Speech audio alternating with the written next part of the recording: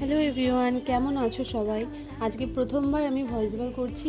আর যারা প্রতিনিয়ত আমার ভিডিও দেখো, যারা আমার রেগুলার ভিউয়ার্স, তো তারা জানো আমি আগে কখনো কোনো ভিডিওতে ভয়েস ওভার করিনি। আজকে প্রথমবার আমি ভয়েস ওভার করছি।